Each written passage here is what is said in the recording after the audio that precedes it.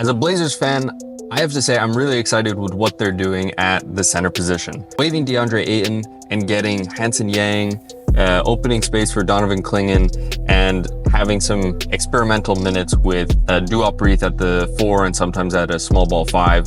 I think this is the greatest thing. Coming out of the Neil O'Shea era, coming into Joe Cronin's regime as a GM, I think anything as a Blazers fan is exciting, considering he's doing stuff that is supposed to be proactive instead of reactive. I think anything that he is able to do that changes the game, allows for our young players to get out there and get more minutes and more exposure in different environments, I think it allows for a lot of really great stuff. For example, whether we hold on to Drew Holiday or Drew Holiday acts as a mentor for Scoot Henderson, either option are great.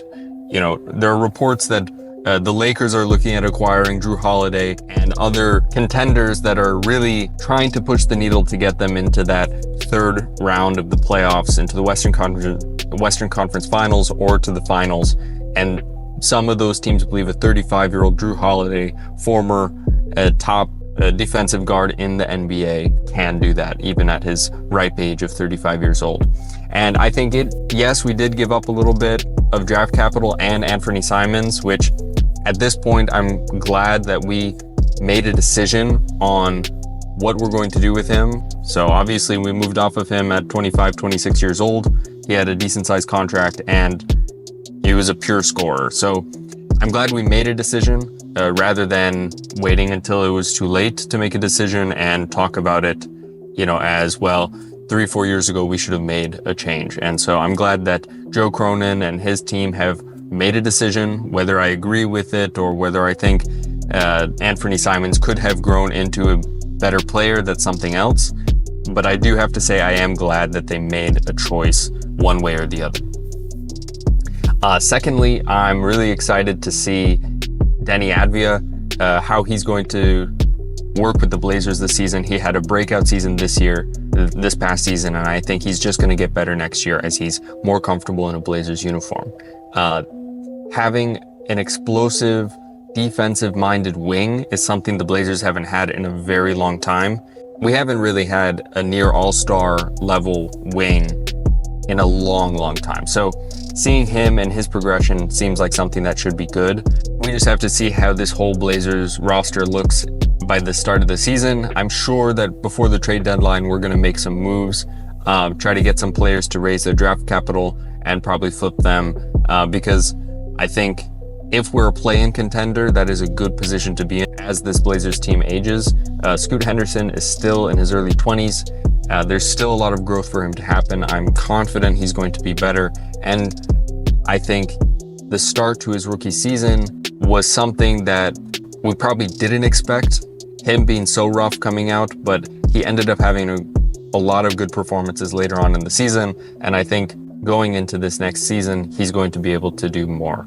Coming to the center conversation, what do we do with our centers? There was a meme on Twitter talking about how the Phoenix Suns have 5 guards and the Blazers have 5 centers. What do we do with Time Lord? What do we do with DeAndre Ayton? What do we do with Duop Breath, Donovan Clingan, and now Hansen Yang? I think the Hansen Yang is a great move. We move down in the draft, get another first-round pick and 2 second-round picks while getting the guy we wanted. I think this is a very low-risk move, and yet it is a move regardless. I think there's a lot of highlights coming out from his time playing in China for the national team and also as a professional. So I think this is going to be something interesting to see, how he's able to gel, how is he going to integrate into the Blazers offense, and what does his defensive situation look like. I think Donovan Clingan, it should be the starting center. I do think we should move off of Time Lord, Robert Williams. I think he's a great player. He should be on a contender. He should be playing meaningful minutes. But as the Blazers franchise, I think we need to move on from him because 1, he's not healthy. 2, he doesn't really fit with our timeline exactly. I think he's a little bit too old, and I don't know exactly how he would fit into this Blazers team in the next 3 to 4 years.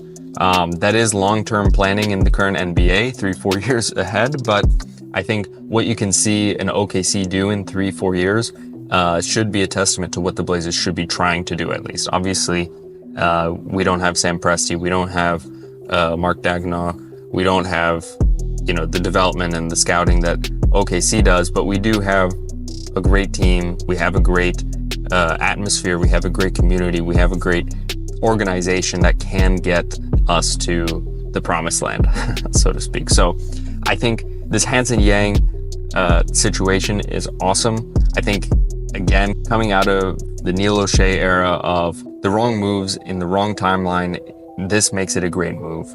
While I don't agree with everything Joe Cronin does, I appreciate that he makes timely moves. And I think that it makes the Blazers a more interesting destination as well, showing that to other free agents that, all right, this is a team that's actually going to be trying stuff. They have some money to move around. And so it's going to be an interesting thing. I think Duop Reith, he's a great player. I remember watching him play in Dubai for Al Riyadi in the West Asia Super League Final 8. He's a great guy, has a great story. He's on a cheap contract. I think we should hold on to him, have him play the 3 or have him play the 4 or the 5, and continue with that. But Time Lord, I think he has to go, and Donovan Clingan and Hansen Yang are our centers moving forward. That's my opinion. I don't know if you'll agree with me, but that's what I'm thinking right now. Let me know what you think in the comments below. I appreciate you tuning in, and I hope to see you back for future episodes. Thanks for watching, and like and subscribe.